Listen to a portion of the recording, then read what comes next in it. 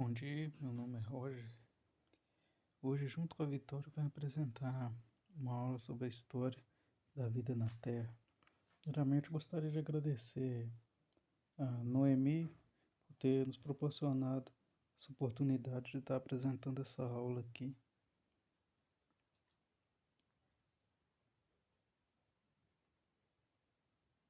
Evolução.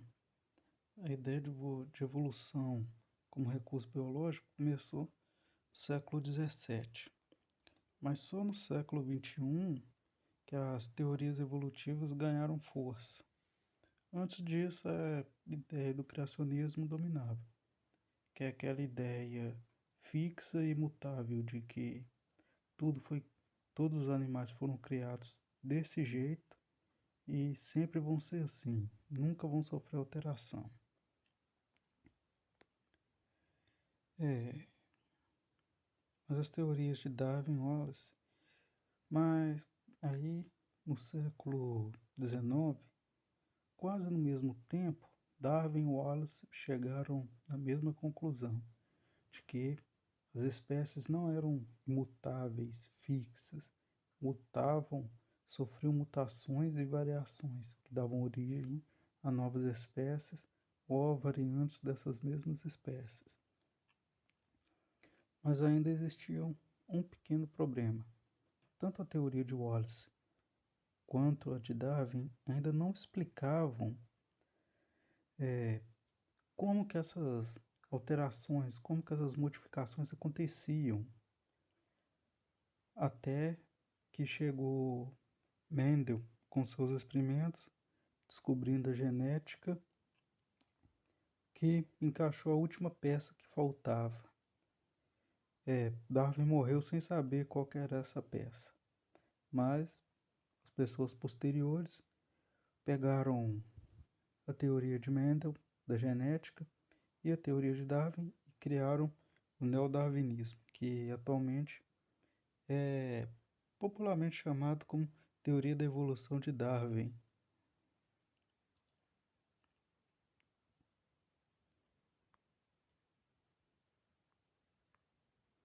E aqui nós temos uma pintura do Darwin e do Wallace. Aqui, como está citando, Darwin foi o primeiro a publicar sua teoria, mas o Wallace também chegou às mesmas conclusões em praticamente o mesmo tempo. Na verdade, o Wallace, se a gente for pegar a linha cronológica, chegou nessa chegou nessas respostas o que? Um pouco tempo antes mesmo, mas Darwin foi o primeiro a publicar, então ele é sempre o mais citado e o mais lembrado. E aqui nós temos uma árvore, uma árvore evolutiva humana. Na verdade, os primatas todos aqui, né? Você pode ver todos os primatas que existem atualmente, né? Começa cá embaixo com uma espécie de primata e vai ramificando até chegar no homem aqui. Então, isso já explica essa pergunta que com certeza você já deve ter visto aí pelas redes sociais da vida. Se nós evoluímos do macaco, então por que motivo ainda há macacos? E aqui já está totalmente autoexplicado. Nós não evoluímos do macaco moderno. Em vez disso, nós compartilhamos um ancestral em comum com os macacos modernos. Eu peguei essa imagem do Facebook e não achei o link de quem fez ela, então não vou poder citar a pessoa aqui. E aqui nós temos desenho de uma árvore evolutiva gigante, com várias espécies.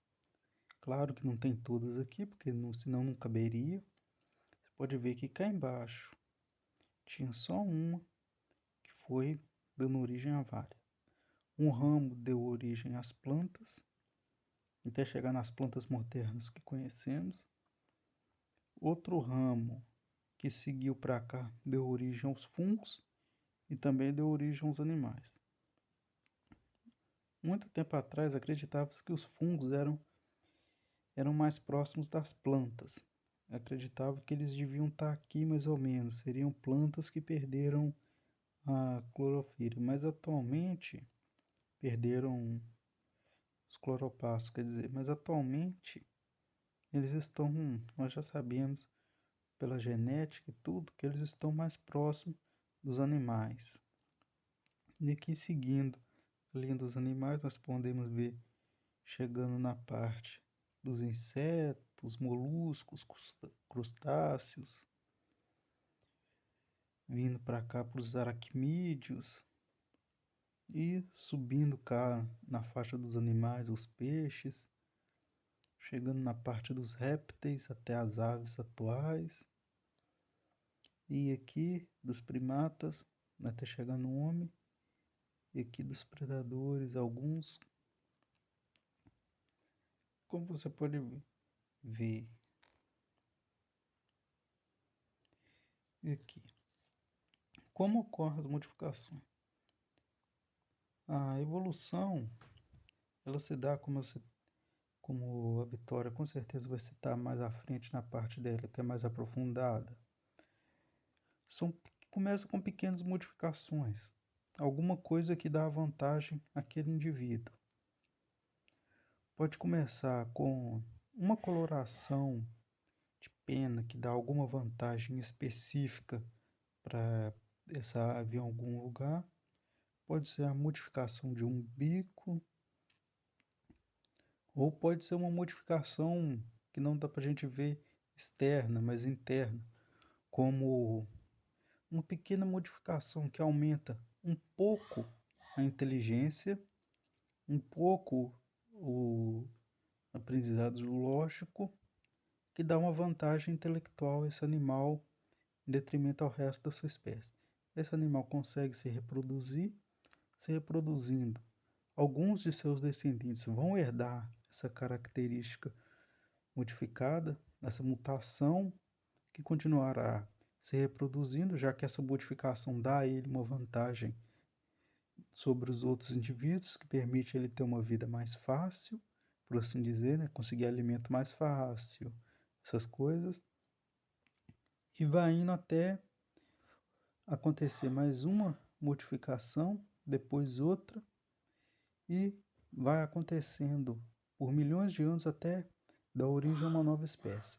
A espécie que deu origem a esse novo tipo de animal pode deixar de existir por fatores climáticos, fatores de procura de alimento, fatores de predação, ou ainda pode continuar existindo, mas ter pegado uma linha evolutiva diferente.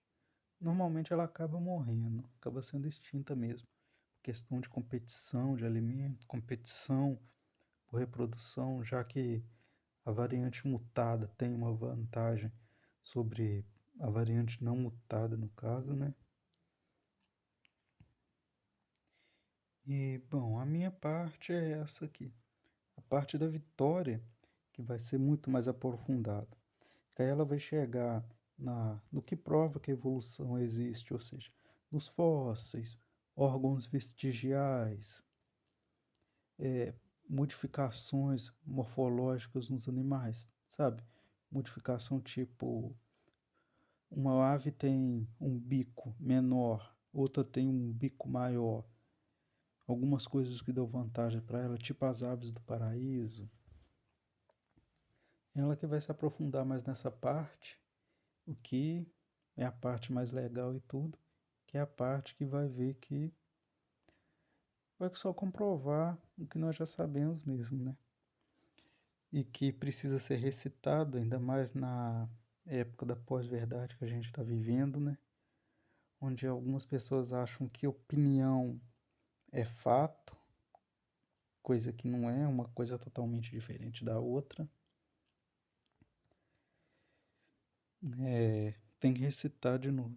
A evolução existe, é real, está provada. Tem tantas e tantas formas de se provar ela que já é um consenso. A evolução existe e está aí. Mas muito bem. Agora, encerrando a minha parte, gostaria de agradecer a Noemi mais uma vez por ter disponibilizado esse espaço. E agora eu vou passar a voz para a Vitória, que ficou com a parte mais complicada, que tem mais explicação, mas também com a parte mais legal. Olá pessoal, tudo bem com vocês? Meu nome é Vitória, sou bolsista do PIBID, estou no terceiro período de Biologia na UENG aqui de Ubá. E eu vou dar continuação ao tema História de Vida na Terra. Então agora a gente vai falar sobre as evidências que são dadas pelas espécies terem semelhanças. O primeiro tópico são os órgãos homólogos. O que são? Eles são órgãos que vêm de uma mesma origem embrionária e que também se parecem pela anatomia, mas as funções deles não são iguais. Então, eles vêm de um mesmo ancestral e, de acordo com o tempo evolutivo, as espécies faziam adaptações desses órgãos se fosse necessário para elas. Aqui a gente tem o exemplo, o braço do homem, a pata dianteira do cavalo, a andadeira de baleia e a asa de morcego. Como vocês podem ver, os ossos são iguais, mas as funções que cada um tem é diferente.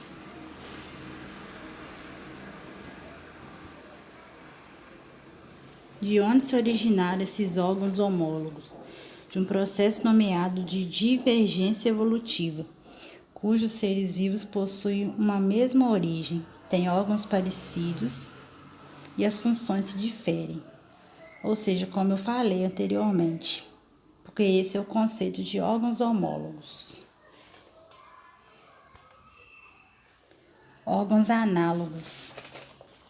O que são? São aqueles pertencentes a uma origem embrionária e anatomia diferentes. Porém, eles têm a mesma função. A origem desses órgãos análogos.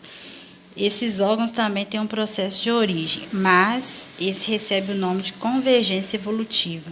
Percebam que lá nos órgãos homólogos, o processo evolutivo, que deu origem, tem o nome de divergência evolutiva. E aqui tem o nome de convergência evolutiva, que se refere à explicação sobre órgãos análogos.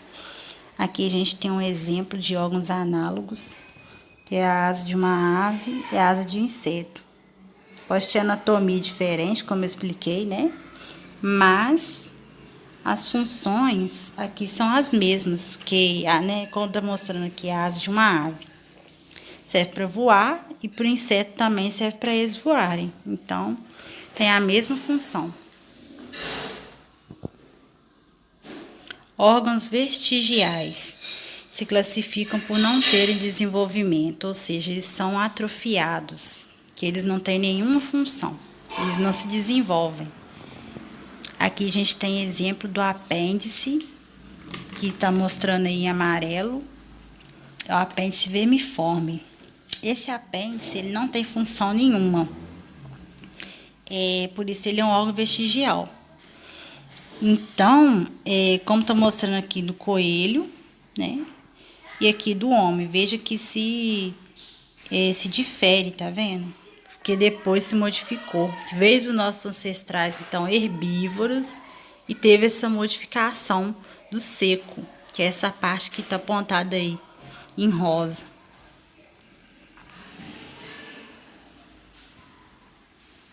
Semelhanças embriológicas. Esse conceito é dado pela própria observação que nós fazemos quando vemos espécies que se parecem. Isso é porque o desenvolvimento do embrião é o mesmo. Tem um ancestral comum, igual vocês podem ver aqui. Olhem como se parece. Aqui a gente tem o embrião do peixe, aqui é o embrião do coelho e aqui embaixo do sapo. Dei exemplo aqui dos anfíbios, dos mamíferos. Olhem como são parecidos. Eles têm o mesmo ancestral, têm um ancestral comum. Então, a gente pode ver essa semelhança embriológica deles.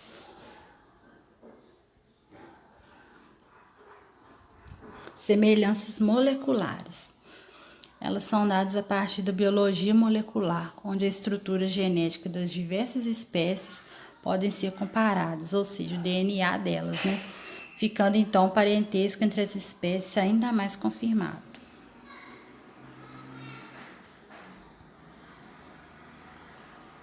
Mecanismos da evolução biológica. Eles partem do neodarwinismo, que considera esses mecanismos como fatores contribuintes para ocorrer as mudanças evolutivas. O que é o neodarwinismo? É uma teoria que complementa as ideias de Darwin, utilizando esses fatores a seguir, que eu vou mostrar para vocês. Primeiro são as mutações, que é a alteração do material genético que o organismo pode sofrer, originando assim novas características que, se forem vantajosas para o indivíduo, a seleção natural preserva o alelo. Agora eu vou explicar o que são os alelos. Eles são as possíveis formas que um gene pode se encontrar, sendo que o gene pode ocupar diferentes posicionamentos, que é o que a gente chama de locus. Nos cromossomos homólogos, que são aqueles que têm seus genes de características iguais. Igual está mostrando aqui em cinza, esses são os cromossomos homólogos. Essa parte retangular aqui, no meio deles, são os alelos do gene. E em volta, então, representa o locus do gene. A deriva genética são as mudanças que talvez podem ocorrer nas frequências alélicas de uma população que sofre alterações aleatoriamente por causa da deriva genética. E vale dizer também que essa deriva genética não produz adaptações, ou seja, os indivíduos de uma população não precisam de se adaptar a alguma condição para serem selecionados. Igual está mostrando aqui como exemplo a população de ervilhas. A gente tem essas ervilhas, e os alelos são, no caso, os Ws, igual está mostrando aqui. Esse W maior, ele aparece 13 vezes. O W menor, ele aparece 5 vezes. Então, essa mudança da frequência genética, que representa essa deriva genética, essa mudança, como aqui aparece 13 vezes, lá aparece 5 vezes. A deriva genética que representa isso, essa mudança na frequência dos alelos. E agora, por último, a gente tem a seleção natural. Dentre esses mecanismos da evolução, a seleção natural é um dos fundamentais, porque assim, aqueles indivíduos que se adaptam melhor a uma certa condição, eles são selecionados. E ainda tem outras vantagens, como maiores chances de sobrevivência, reprodução e também de transmitir as características deles para seus descendentes. Como está mostrando aqui na foto, é a imagem de Darwin, que ele foi o grande precursor da seleção natural. E aqui está mostrando as girafas, que é um dos exemplos clássicos que ele representou, que ele deu exemplos, que foi essa girafa. Na concepção dele, tinha girafa de pescoço comprido e de pescoço curto, como está mostrando aqui. A de pescoço comprido conseguia se adaptar melhor, porque elas conseguiam alcançar o alimento para ela ter a nutrição delas. E essas de pescoço curto não conseguiam, porque elas não conseguiam alcançar na árvore para pegar o alimento delas. Aí depois, com o tempo, foi vendo que aumentou a população dessas girafas de pescoço comprido, porque elas conseguiam se adaptar melhor, passar essas características para os descendentes. Então, elas conseguiram sobreviver a esse ambiente que elas estavam. Então, é isso, pessoal. A nossa aula de hoje é essa. Espero que vocês tenham gostado, né? E obrigado por assistir essa aula.